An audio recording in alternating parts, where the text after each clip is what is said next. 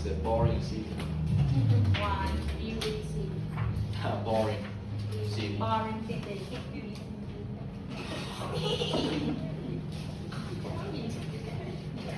So monitoring the project performance. So we have the project, software, add all of them to the software, and then we control. Right?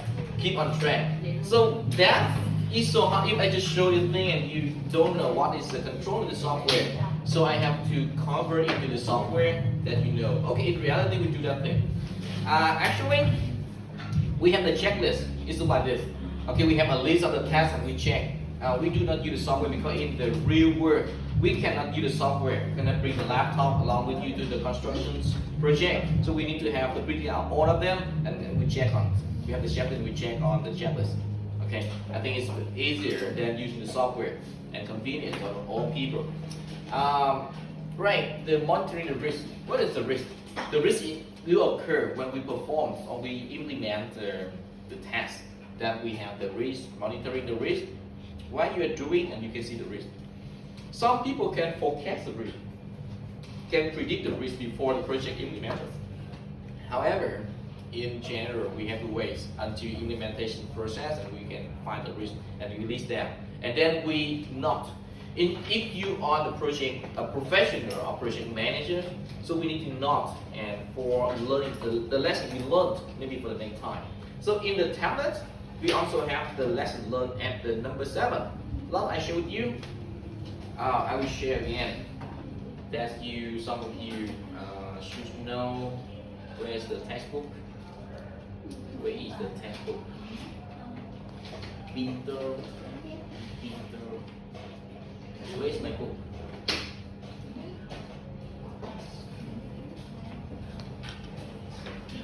Here. That's wrong. So this is the book I share on the Google slide, and you have to download because you have to do all the things for this. The thing is in the appendix C, project plan template is here. You click this and you can see the template here. Right. We also have the risk identification, the number 2 assessment. Is it right? We have to evaluate the risk. We have to identify the risk, and then the number 3 is schedule. We show the work breakdown structure on the Gantt chart on the activity network. Okay. So in the Gantt chart on the activity network is somewhere here. Click this, and you also have the network diagram. It's here. So they need because the first task has completed, so it's false. Completed and 50% or 75% is up to you. So we need to show that things in the project report. In your assignment submission, you have to show that thing and copy and paste. It's here, the activity network, and this is the network. Okay, it's the network. And the Gantt chart, what is the Gantt chart? The Gantt chart is this. This is the Gantt chart. Work breakdown structure. Work breakdown structure. Okay, you can add one more. You can add one more. For example, here, work breakdown structure. WBS. Okay, it's here, and then you can move. This is the work breakdown structure. They also it's about the heading. Is it right? So right now in the you have all the toys for completing the assignment in the tablet only, and with the software you can do. The work breakdown structure, you can move, okay. Here, you can move to the beginning. That is what is. Okay, this is the work breakdown structure. I structured down, and here's the work breakdown structure. 1, 1.1, 1.2, 1.3. It's the same like you make in the appendix. No, not appendix, like the table contents. We also have the numbering, the list of the tasks you do. So that is right. So that is, and we are monitoring. The next one is reporting the report status. The report status is coming from how many percent you complete the task, and where on the tracking you can provide. For example, this task, after you complete it and you completed 100%, change the next task is 25%. So if you change, 25% is here, a part here. 100% is 25%. Okay. So I think that you, with the project software, it's easy for you to understand how to manage and control the project. Processing the scope change request. In case that the client change the request, sometimes we have to modify. So with the project software, we easily modify, change anything you like. For example, in this, so the monitor, the client want me to do something else in data analysis, so we have to, double check it. I can add and insert the task here, so I can add a new task here. That's right, very easy. The task can be time, can be double check. Okay, for example, double check. I want to double check, and it takes me after 6. Okay, and it takes around 1 day. So double check is here. Double check is here. We can add new tasks. So what happens if you do on the paper or on the work on Excel? It's so hard for you to change. When you change this thing, it's also increase the days like this. Okay. Also add 1 more day, 23, and right now 24 days in total, completing all the things like this. Okay, I hope that you, with this, we can change to the, auto schedule is increasing. So that is one example that we add new tasks, we remove some tasks, or we modify anything when the client requests the new thing. It's come from this. So the processing the scope change request, the way the client will change. And finally, discovering the solving the problem in case we have any problems in this. We base on this and easily for us. Do you remember when you study at the project, we have to calculate, we have 4 things to do. Do you remember this one? Early begin, early finish, late begin, late finish. Do you remember those things? And we also have duration and the task, A or B or C. Do you remember that model? B, C, B.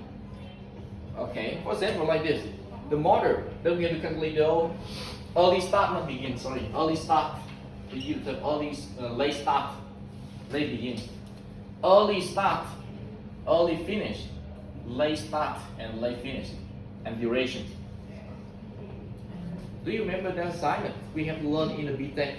Okay, so this is software, and that's the same. In the BTech, I asked you to calculate.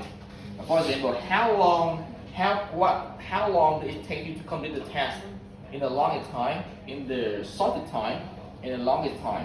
Is it right? So based on those assignments, now we convert it to the software and we calculate.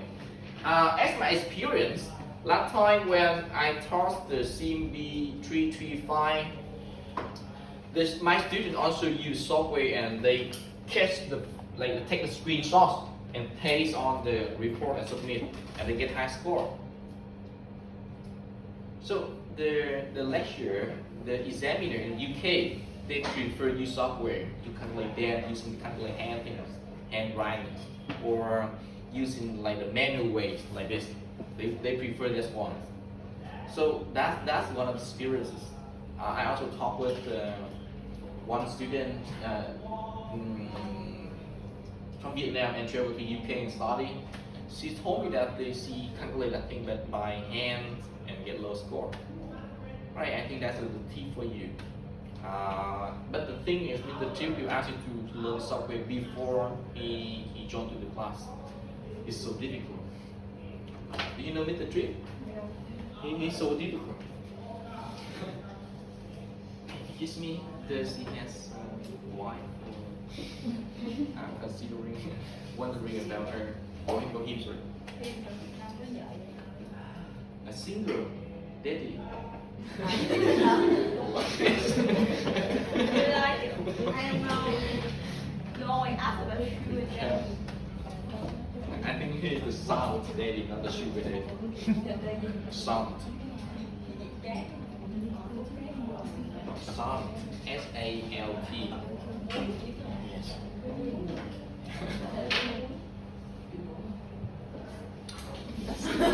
The opposite word. Don't ask me. And the last one, the last is closing the snap. So in the project, I also give the last term is closing. So in any project, we need to close to make sure that you have completed all the objectives we defined before, and to complete your responsibility. You cannot, attack with that project for a long time. Okay, never you that way. I share with you that closing is very difficult for some people who don't have experiences on forecasting. And I share with you my friend project in Cameron Bay. So if you have a chance to travel to Cameron Airport, so from Cameron Airport to Nha Trang City, that is 40 kilometers. Okay, before we go to the pass, so we have around 28 kilometers from the airport to that pass. That's the passing way. So my friend has a company that have to decorate, equip and provide the trees and land for decorating the streets. 28 kilometers. So he's never finished the project, and his company is claimed for bankruptcy after 2 years, because of he didn't forecast carefully about the difficulties of the projects. As you know, his task is he had to decorate the streets by tree supply he bought from many sources, and the total contract he told me around 10 years ago is around 20 billion Vietnam dong. Amazing, because 20 billion at the time is a very big one, and he thought that he could win, and he could do it in 1 year. He used all the assets, all the money for the project. It's about the live project. Finally, he failed because let things rising tree or decorating with trees not like other project, because the trees need water. But that is the seaside, and it's so difficult for him to find the fresh water to watering all the trees for 28 kilometers distance. Every day he has to supply so much water, and he doesn't have enough, resources to do that thing. So every day he do some 100 meters of decorating and changing the trees. For 1 month, the grass appears, and he takes more resources, more staff just for cutting grass. That's the problem. 28 kilometers, and you couldn't do it.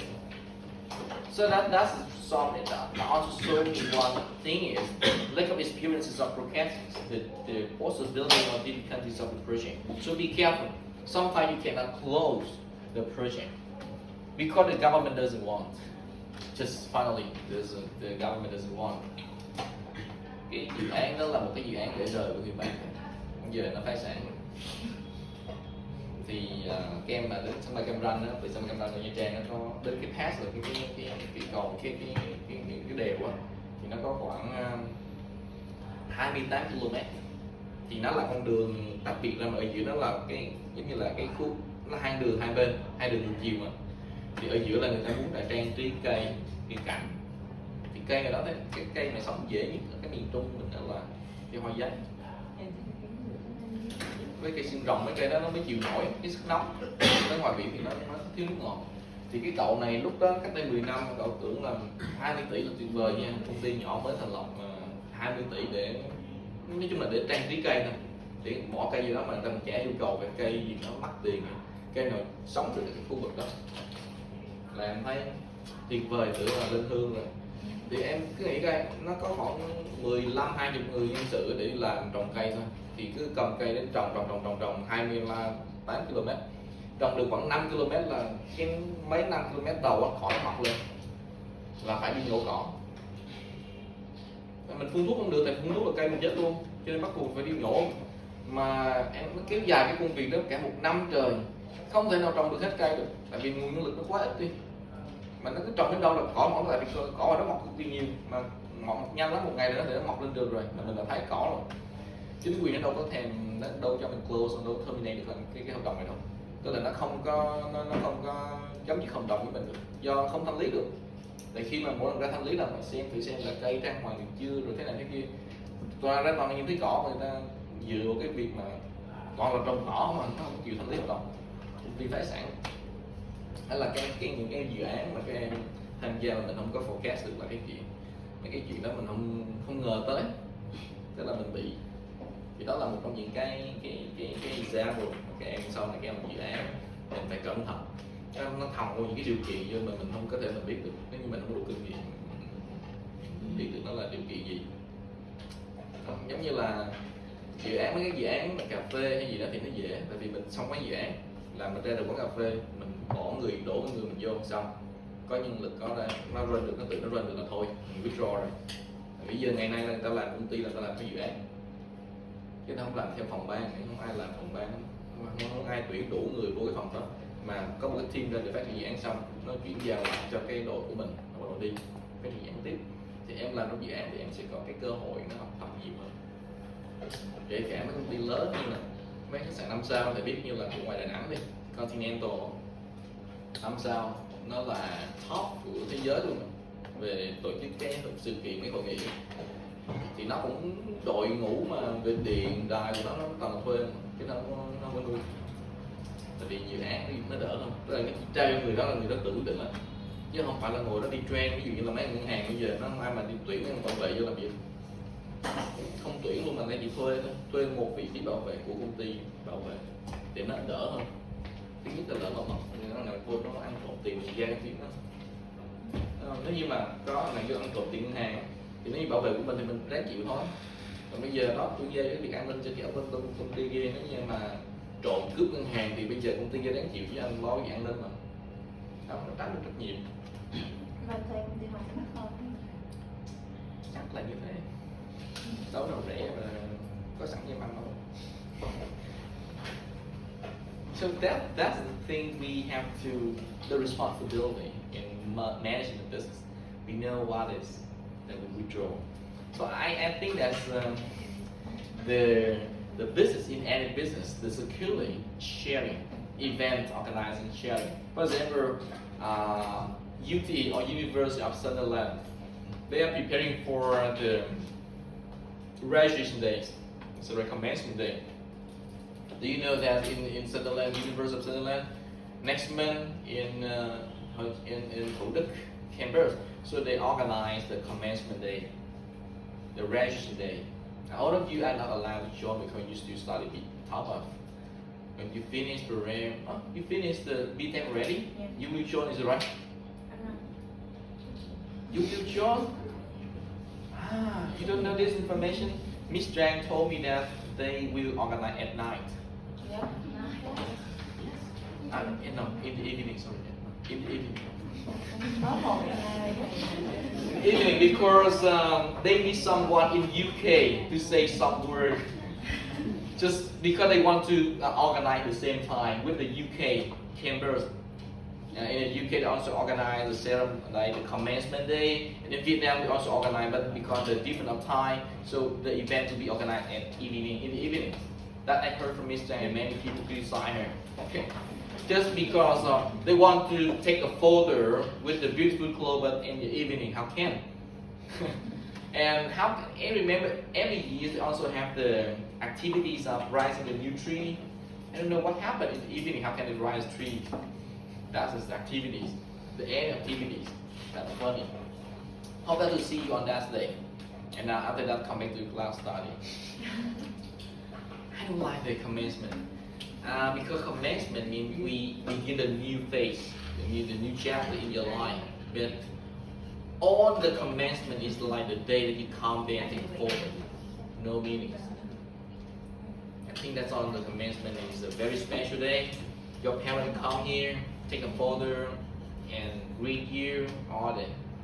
That's the commencement in I don't know, but I have a chance to show the commencement of BTEC for many times. I think it's not funny because after that event, all the lecturers come to the next room and have the party. Students go out. I don't like it. It's better we can organize the party together. It can be the buffet together, so then we share and we talk. It's better than we separate too. Some people pay money and can stay, and some people don't. But the buffet is not good. thầy là quan tâm đến chắc là được. Trường sẽ dán mặt em lên đây. Chị chắc tốt nghiệp chứ. BTech vì sao là cử nhân 3 năm có gì nữa đâu. của nước ngoài, nó gọi là associate degree mà. Dạ, cái đó là cái bằng không. Nhưng mà cái bạn ở đây làm rồi, tại em không chịu đi làm chứ.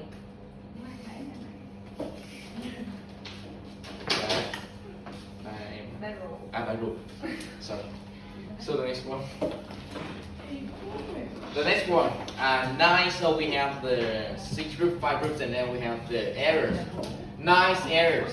Integration management, scope management, time management, cost management, quality management, human resource management, communication management, risk management, and procurement management, all of the managements, right? So now we have the 9 management errors that we need.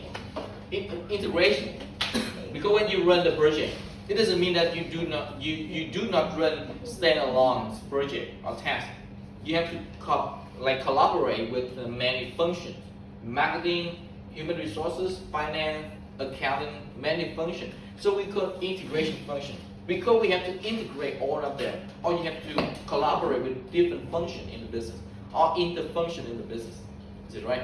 That's one. Scope management, we need to have the skill to predict or to see the vision, to see the future of the project, that we can predict some possibility can occur in the project, right?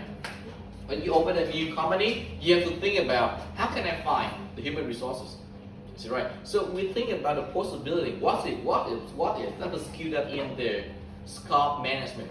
We predict what needs to do in the future, and we also have the overviews about the project. All right. To make sure that some people they always have the new ideas. They like the idea generator. So every day they have a new idea. Every day they have a new ideas, and they don't know what is the limitation, what is the scope of their project. And you think and they think and they think and they add more to the project. That make the project to be very complicated and will never end it. That we need to have the scope management. We control that thing. Maybe the first phase finished, the second phase we can move to the next step. Scope management có nghĩa là các em cần phải có một cái kỹ năng mà em nhìn thấy được cái tổng chung của cái dự án. Có nhiều bạn có nhiều như là một cái là incubation, ID incubation, incubator, cái là một cái lò ý tưởng. Mỗi ngày có một ý tưởng mới. Thêm cái ý tưởng, tức là mình lúc là mình muốn cái dự án của mình nó hoàn hảo, mình thêm ý tưởng vào hoài khi mình không biết khi nào thành công. Tại vì cái dự án nó phải có cái limitation of time phải. Đó là cái giai đoạn này, ví dụ như thế này, em là một công ty bán hàng quần áo đi, dự án của em là lập một cái cửa hàng bán quần áo. Đầu tiên cái của mình là bán quần áo giá rẻ thôi, giá bình dân, tại vì khách hàng của mình cái scale của mình là khách hàng thu nhập bình thường thôi. Mình ra mình đi mua, mình tìm mấy supplier nó giới thiệu mình nhiều cái loại sản phẩm mới, cái mình thay đổi ý tưởng. Bây giờ mình không bán đồ rẻ tiền, mình bán những đồ fashion, thời trang. Em đổi ý tưởng là em đổi cả những cái hệ thống, và em đổi cả tất cả những cái hoạt động phía sau đó. Cho nên nhiều bạn có nhiều ý tưởng mới nhưng mà các bạn thêm vô làm cái dự án nó không biết khi nào nó hoàn thành được. Tức là mình phải chia làm nhiều giai đoạn này đến đây thôi, mình chấp nhận đến cái mức đoạn này, rồi sau đó giai đoạn tiếp theo mình mới tăng lên. Chứ người ta đừng tăng quá nhiều vô, mặc dù mình cho có phép là modify, mình điều chỉnh cái dự án, nhưng mà nó trong một cái mức độ mà cái scope mình đề ra từ ban đầu. Nên vì sao mà cái scope nó quan trọng, nó được đặt ở hàng đầu, do người ta muốn xác định được là cái điểm đến là như thế. Nên khi mà chúng ta làm cái scope, cái objective đó, they always use the action verb, là họ luôn dùng cái từ mình từ cái hành động để người ta đo lường được. Từ khi là action verb, ví dụ như là can do something or can achieve whatever you like. Trong cái Bloom taxonomy, trong cái thang Bloom, ta dùng cái thang đó để người ta đặt cái mục tiêu. Thì khi là cái assignment thì lúc đó thầy ngồi xuống rồi sẽ hướng dẫn các em là đặt cái mục tiêu dùng những từ như thế nào, nó có cái mức độ đó, chứ không phải là em muốn đặt sao em đặt luôn. Thường là cái công thức thì nó là cái action verb object rồi cái context, ba thứ là một động từ chỉ hành động, một cái đối tượng và một cái ngữ cảnh, cái bối cảnh nào đó. Thì đó là cái cấu trúc của cái objective khi em đặt. Mình có nói cái bài như là em thi IELTS này, task 1 là làm cái đó, rồi cái 2 cái loại em phải thuộc cái câu introduction liền. Ai đã thi IELTS rồi? Cái em mà thi IELTS mà em đạt khoảng tầm 6-7 chấm đó, lúc em như cái máy vậy đấy. Vô thấy cái đề làm viết thì em còn suy nghĩ. Tại vì mình phải thuộc được cái cấu trúc đó. Như là một cái task 1 là trong cái chart, em phải viết cái chart, có 2 loại chart. Thì mình vô mình thấy cái loại chart là mình phải viết cái cấu trúc này. Tức là trong đầu đã có sẵn là mở bài, thân bài, kết bài rồi. Cái thân bài là thay đổi theo cái context thôi, cái bối cảnh thôi. Còn cái mở bài và kết bài là phải giống nhau. Là gần như em thuộc những cái gọi là conjunction verb, cái từ liên, cái từ mà nối cái câu này câu kia, cái từ giới thiệu thế nào mình đã có rồi. Nên em cái kỹ năng thi IELTS nó như cái máy vậy, cho nên nhiều người IELTS cao mà không nghĩa là họ kỹ năng họ tốt, nhưng mà là họ có cái bài họ thuộc hết rồi. Tại vì thầy có tới sinh viên nó 8 chấm IELTS, không khi thầy nó chưa đạt 8 chấm mà nó 8 chấm rồi. Nghĩa 8 chấm IELTS là mấy đứa nó tinh lắm, nước ngoài nó cũng không khó đạt lắm chứ không dễ đâu. Mình nói là 8 chấm IELTS, tức là nó cái điểm rất gây mà khi mà nó thuyết trình được một cái business plan đó, thì nó là như cái máy vậy. Đôi khi mình cần phải có một cái aspiration trong cái business của em. Chứ còn em đi làm kinh doanh đâu phải là cái máy nó áp dụng công thức vô, còn cái aspiration, cái feeling của cái người đó làm nhìn vô mình thấy. Tại vì chấm bài người ta đâu phải nhìn vô là em làm đúng hay sai đâu, mà em xem em nỗ lực đến mức nào trong cái dự án của em, hiểu không? Nên nói tiếng Anh là một cái kỹ năng mà các em nên, thực ra các em nên học cái IELTS đi. IELTS là cái bước unlock your future. If you have the IELTS 7 or 7.5, I think 7.5 is preferred. That you have a chance to stay in Canada. Many people want to travel to Canada. Canada is your destination, your future, your life.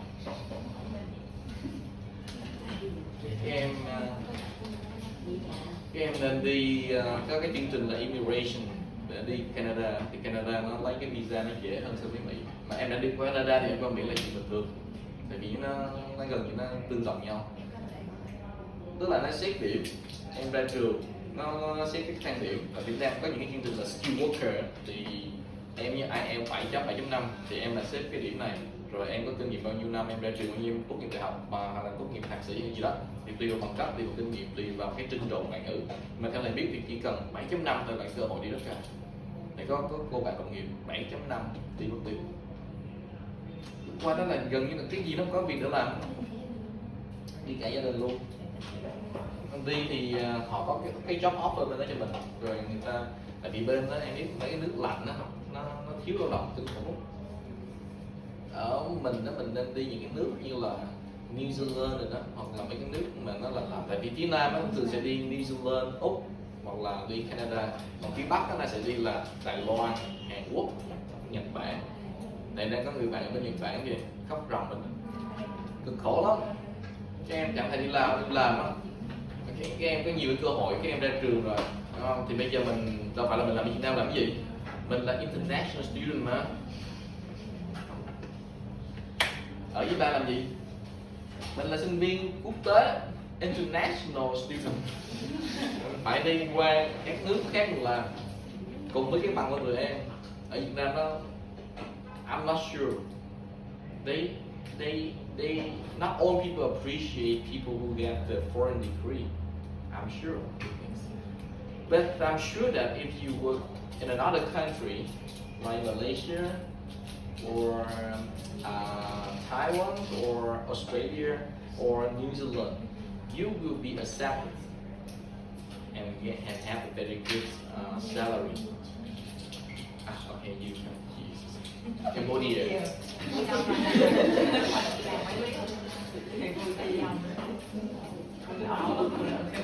Em quản lý quản lý cái gì chứ? Quản lý thì cả một cái farm thì nói gì? Rồi, hình giàu. Em làm công mà, em phải là chủ của anh đâu. Em đi qua Canada, đất nước đẹp lắm. Thầy có người bạn qua bên đó, đồng nghiệp đó là đang làm ở Việt Nam, một cái lecture đàng hoàng. Bay gần mà chấp nhận bỏ thì đi qua Canada, cuộc đời rất là đẹp. Canada nó dân số nó già rồi, nó cần những người trẻ như em, trẻ khỏe nhiều, nhiều cái ước mơ. Qua đó được Netherlands là Hà Lan. Em qua Hà Lan đi làm cho công ty Dutch Mill. Okay. Next one, cost management. Cost management, and I share with you that if you, I think that you need to have a background in accounting. And the accounting does that enable you to know more things about how to control the cost management. Right. We have the physical variable costs, and we also have the depreciation cost. Is it right? Inventory cost. There's many kinds of costs. Inventory cost is very significant in the project management because we need to control all the materials in the project, right? The quality management. The quality management is, I think this is the new definition or the new point of view. Today, quality management concerning to how to control the process. The quality assurance, they use the term quality assurance, to make sure that all the tasks in the project can be completed with the high quality standard. So quality management, is right, based on the process. So it's mean when you run the project, we need to process size, we turn on the task into process. That's easy for you to control because we have the outcomes, we have the objective, we have the outcome, and we can control what is the outcome, right? The next is human resource management. That's my major. So the HRM is like the art and the science. Share with you the art, the science, because we based on the reasonable formula to calculate and based on the theories. This is science. The organizational behavior, that is science. We learn about the behavior of human resources, the perception, the response of people, and we use on those theories to be science on human resources. That is the art, because sometimes we need to base on our feeling. Human resources, not all people are the same. Not all of you graduate from the same class and you have the same quality or you have the same experiences. So that is the feeling and we base on. So I call the HRM is the art and the science. And that requires you to need to have the very deep knowledge in the organizational behavior. That is the communication management. Today, due to technologies, people do not communicate virtually, by face-to-face. They use the software, they use applications to control the work. Is it right? For example, when I share the task, I can use Zello and I share the task with my subordinate, my employees. That's simple for me. And I can control all the things. I can use the software to review my pressures of work or paperwork. Is it right? For example, I teach and I don't need to use so many markers because I have this one. I have the technologies. When I want to know anything, so I use a pen and I can draw the pen here. It's very convenient for me. So the technologies enable me to work more effective than others. Right. The next one is the risk management. We started already. We have one session talking about the risk and procurement management. Right. All of them. But in my opinion, the human resources, the quality and the cost are very important in the project management. So we also have the list of the thing here. The project life cycle. The scoping, the project life cycle, different group. The first is knowledge errors. We have a list of 9 groups of errors. Scoping group, the integration, okay? Planning group, all of them, we need all of those knowledge. The planning process group, we need all of the knowledge. The launching process, so we need the integration, quality, HR, and communication, and finally procurement. We need to have a process and follow. And monitoring, use all the knowledge in all the areas. And lastly, closing, integration, and procurement. Is that right? Closing means we need to base on the document, based on the process, and we analyze and we apply in the closing process group. So now we have 1, 2, 3, 4, 5 groups of the task with 9 knowledge areas. Okay, then we have the matrix.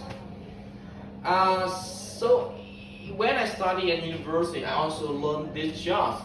But to me at that time, I don't know what happened with the job. You can change, is it right? To me, I can change maybe to me launching process group. I can tick here, cross in time management. But later, when I work in the real project in my corporation, and I know that no, they just pick up some dominant, some priorities, knowledge matching with the group. Not all of them. Is it right? For example, I share with you one thing. Problem solving. I want to show the problems in business case. So problem solving is the skill or the knowledge or the attitude. We have the S. Knowledge. Do you remember the S? S.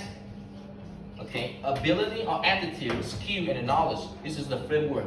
So problem solving. What is it? Compared with the methods, what is the problem solving? Is that the skill, or is that the knowledge, or is that the attitude? Some people say that's skill because we are thinking about solving the problem. So we need to have the skill, and that is really the skill. And I say yes, but without knowledge, how can you solve the problem? So when you want to solve the problem, we hiddenly talking about the knowledge used in that area to solve the problem, because we are concerning the problem, and you need to have the knowledge to solve that problem. The next, what is the attitude? The attitude is, or the abilities, is the thing that you need to have. Without that ability, or without that the attitude to solve the problem, some people, they know the solution, but they don't want to show us problem. So the attitude is the positive attitude or negative attitude, or the ability of that person who can apply the knowledge and combine the knowledge with the skill. So just one statement. In my corporation, in my company, people spend nearly 2 years talking about problem solving is knowledge or the skill of the attitudes. And up to now, no one can solve this problem, because that's a very general statement. So here, I think that right now it's so hard for you to know what is right, what's wrong. So in the companies, when you work in the companies, and then I hope that you will open the textbook, this page, and it will help you to cut down the time. We need to have a methods to evaluate, okay? So with this, why do we need this job on this table? With the table, so we have, because in the company we have many human resources, many people. Okay, so each person has some advantage in some areas. For example, Yui, is it right? You are good at time management and HR management. Han is good at risk management. She's so risky. So risk management is her advantage. So we will arrange the tasks for different people based on the knowledge they are holding. Is it right?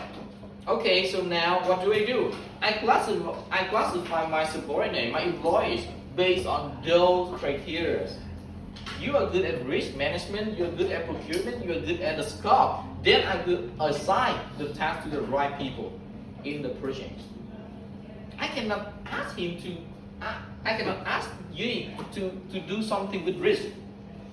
He can do it, but it takes time and not effective, like this girl. Is it right?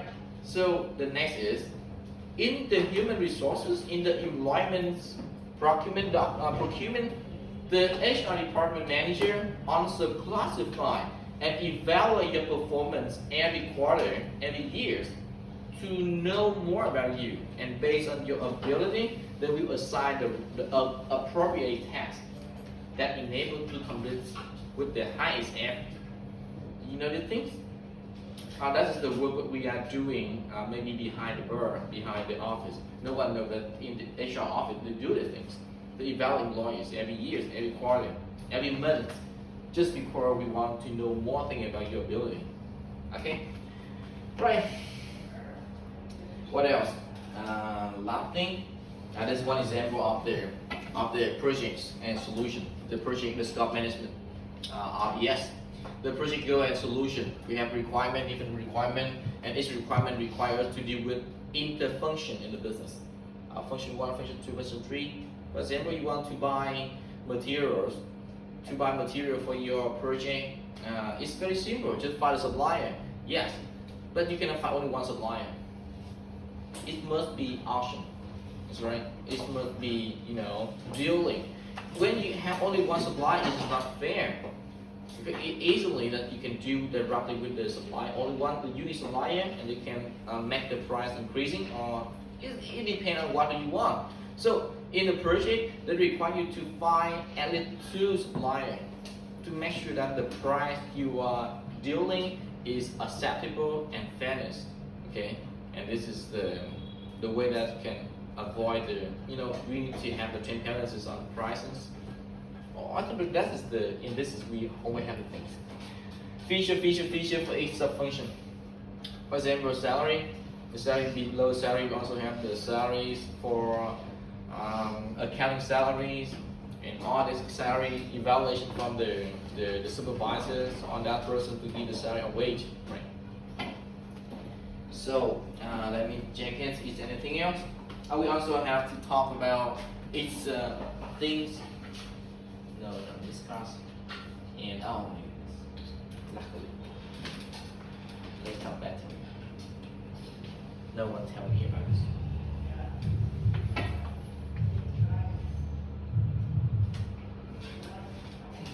It's fun. Okay, right. The next one is this.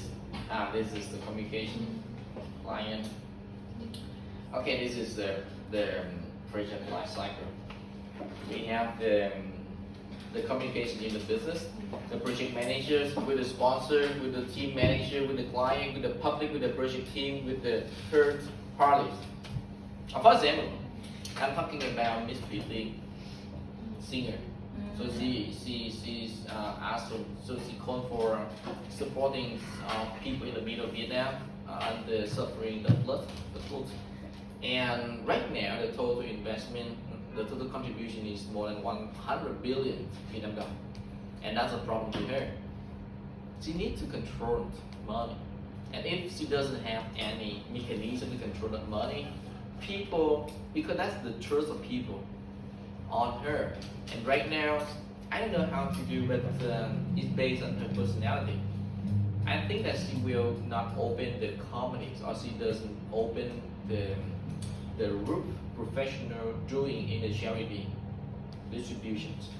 She will never, because that's her personality.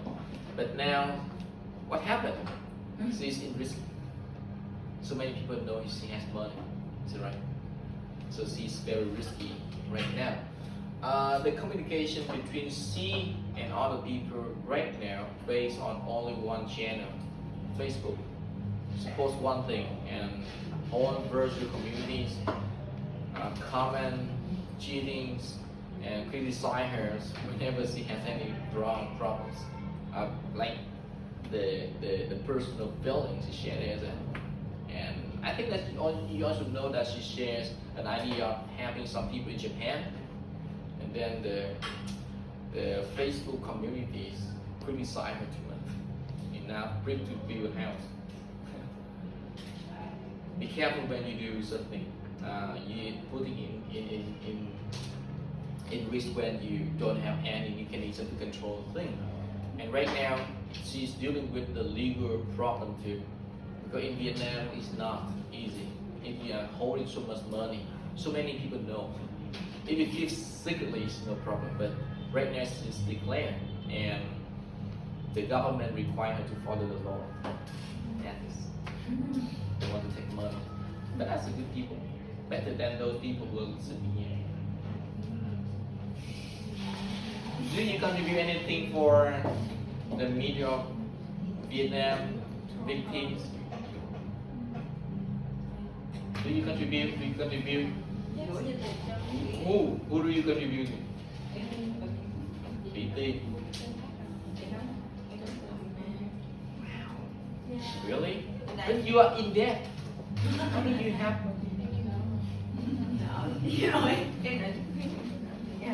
What?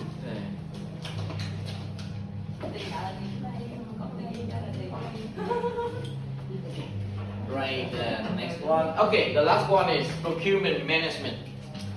Vendor solicitation, vendor evaluation, vendor selection, vendor constructing, and vendor management. Okay, when you want to sign a contract with a vendor, this is the process. Solicitation, evaluation, means we have to find the vendor or the supplier on the internet. Some of them evaluate the provider by looking for the history of their provider, and then we select them. It's like choosing the human resources. Contracting. Sign a contract with them.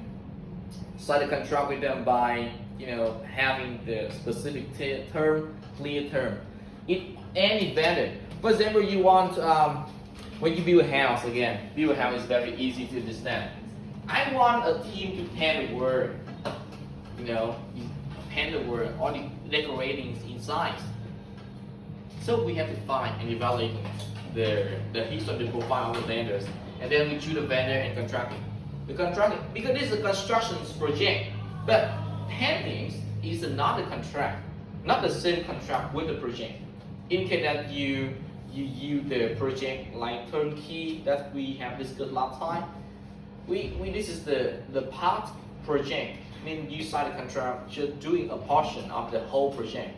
The turnkey is different. The turnkey means the constructor will do all the things and give you the key and give you the project and give you the result. It's right, turnkey. Today, many people, like busy people, frequently use turnkey project model. Do you know the turnkey? I think the key term of turnkey project. Turnkey project. Key is the thing that unlock the door.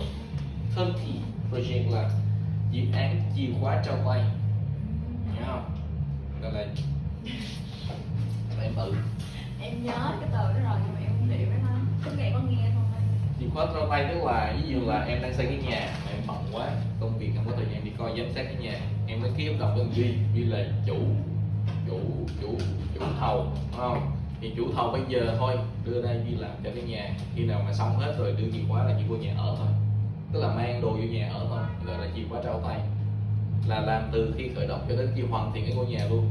Còn em có thể em ký hợp đồng với Duy, tại vì Duy nó chỉ là một cái thằng làm thầu thôi, nó chỉ xây dựng thôi. Còn việc sơn nó phải contract với một thằng khác, nó phải một cái vendor khác. Sơn này, chống thấm hoặc là trang trí nội thất là một cái đội khác, mình nó sao làm được hết. Hồi xưa thì nó khác ở dưới quê mình, kể ở Phan Thiết thì mình nghĩ vậy. Ở dưới quê mình đó là xây một cái ngôi nhà là cần những cái đội đó, cái team nó làm hết. Nhưng ở Sài Gòn nó khác, mỗi cái là một cái đội, nhưng mà đổ mắm là một cái đội khác, nó liên quan nhau đó. Đổ cái sàn, đổ cái tầng này nó là một cái đội khác, nó thuê một đội khác lại đổ, chứ không phải là cái đội đó đâu. Sơn nhà là một cái đội khác, đóng thạch cao là một cái đội khác, lót gạch kể cả lót gạch là cái đội khác, tại vì nó làm chuyên nghiệp hơn, nó làm nhanh hơn. Còn cái đội xây dựng là chỉ có xây cái phần thô thôi, xây đúc tường, xây gạch rồi thôi, chấm dứt hết. Cho nên ở trong Sài Gòn này họ rất là professionalize, nó chuyên nghiệp hóa luôn. Hồi xưa thầy dưới quê là thầy khác, là nhà thầy là kinh doanh xây dựng mà thầy còn mất hồn mà vô đây xây cái nhà tự nhiên xong mình cứ tưởng là một đội của nó luôn, thực ra cuối cùng là đội khác. Nó làm xong nó xây cái ba ly cũng tiêu. Rồi sao thầy biết được cái đội khác đó?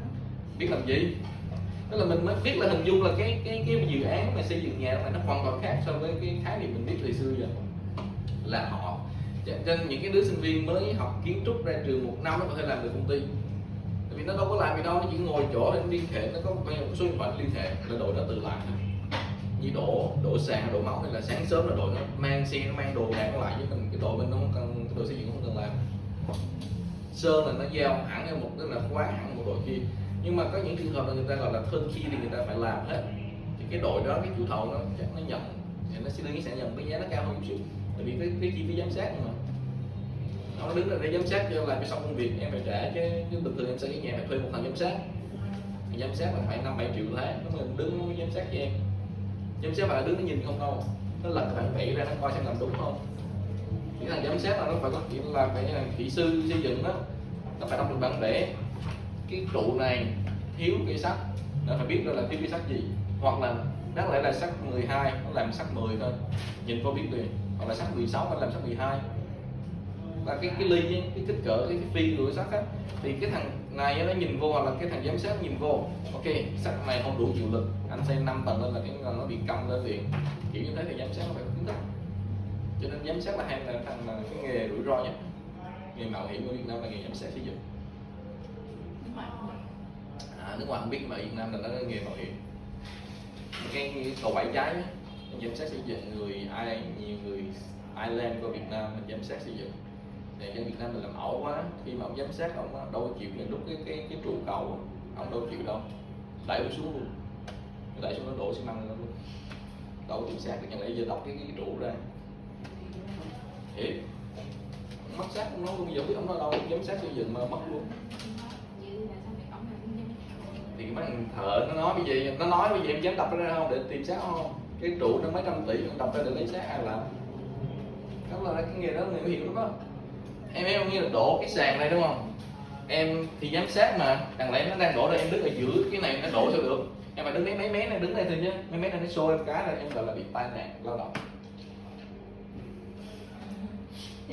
Anh bị em giám sát quá chị, nó ăn không được, nó xô em thôi, nó là sự thật mà.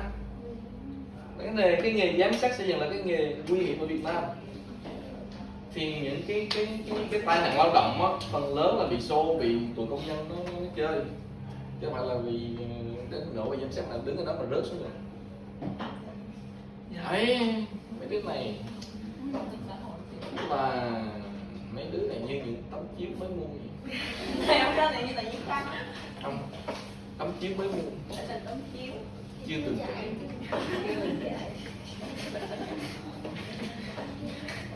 Okay, that's enough for you today. Yeah. Just funny. Sure.